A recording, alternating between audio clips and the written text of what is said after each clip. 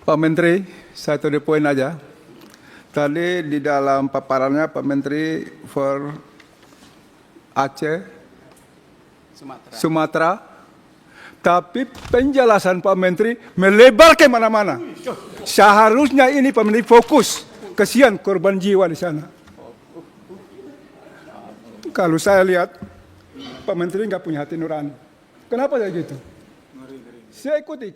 Suasana rapat kerja DPR RI bersama Kementerian Kehutanan RI di Gedung DPR, Senayan, Jakarta, Kamis, 4 Desember 2025, berlangsung panas. Anggota Komisi 4 DPR RI dari fraksi Partai Kebangkitan Bangsa, Usman Husin menyinggung soal kinerja Menteri Kehutanan, Raja Juli Antoni. Raja Juli disebut tak berhati nurani.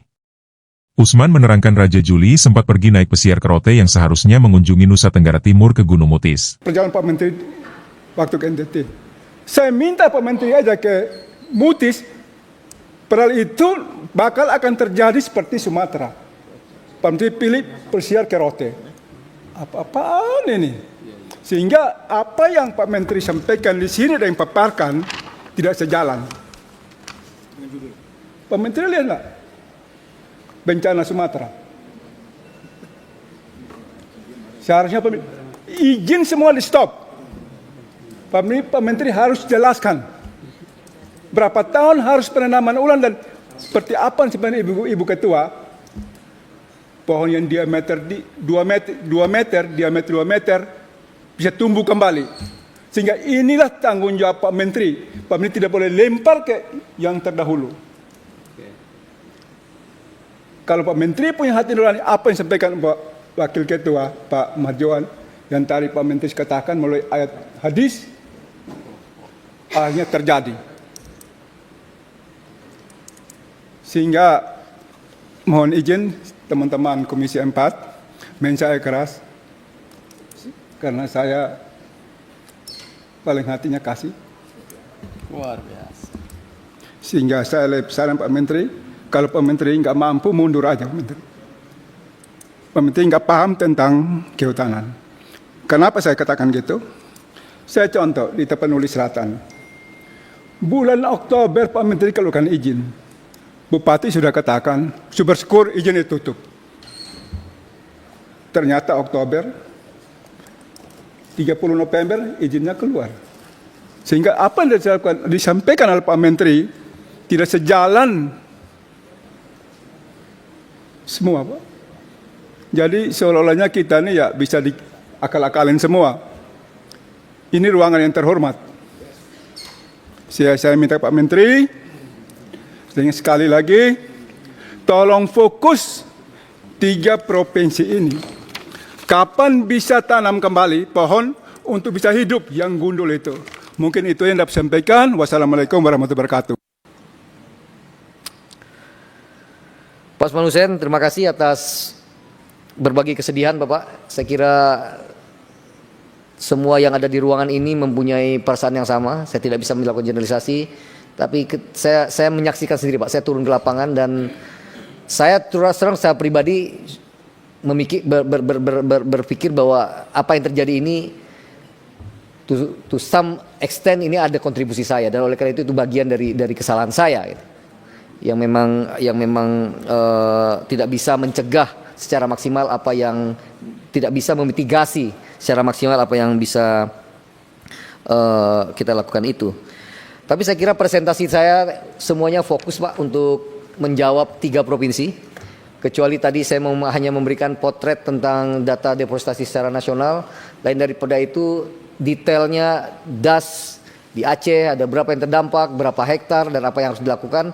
Saya kira saya tadi sudah coba presentasikan kepada Bapak. Pak Surman dan beberapa Bapak tadi mengatakan, jadi apa nih penyebab banjir ini, longsor ini? Saya tidak punya kapasitas untuk merangkum itu karena memang seperti di paragraf pertama yang saya sampaikan tadi, ini adalah satu kondisi yang terjadi ya, yang terpengaruh oleh satu faktor dan berbagai macam faktor ya, kombinasi antar faktor. Apakah ada faktor cuaca ekstrim, BMKG saya kira sudah menjelaskan. Saya tidak perlu menjelaskan kembali bahwa ini memang cuaca ekstrim. Apakah hanya disalahkan cuaca ekstrim? Saya kira tidak. Ya, saya tadi juga mengatakan ada kontribusi kami, ya, kontribusi kehutanan yang tidak bisa menjaga das dengan baik di hulu. Saya kira tadi di halaman pertama ya, di pertama-tama tadi saya mengatakan, kalau boleh dibuka lagi,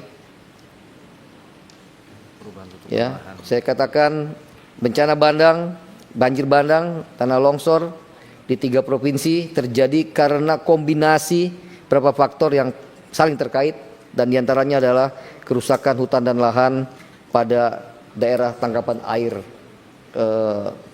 di DTA, daerah tangkapan air. Lalu apa solusinya? Tadi saya juga menawarkan, Pak, saya tidak tahu apakah saya tidak terlalu mampu membuat summary terhadap apa yang dilakukan.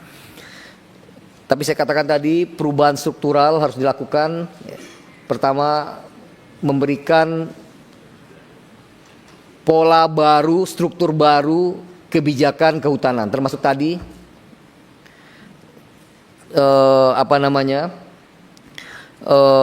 mengkaji ulang hubungan pusat dan daerah dalam melakukan pengelolaan hutan ini, Pak.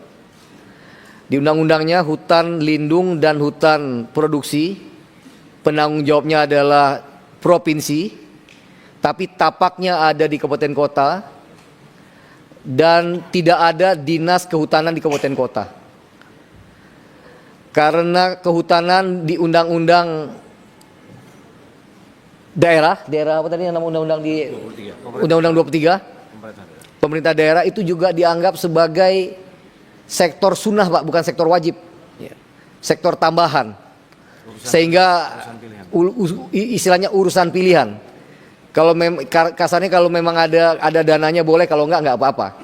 Nah, ini harus diubah, Pak, karena hanya dengan kebijakan itu kemudian kita bisa memastikan sekali lagi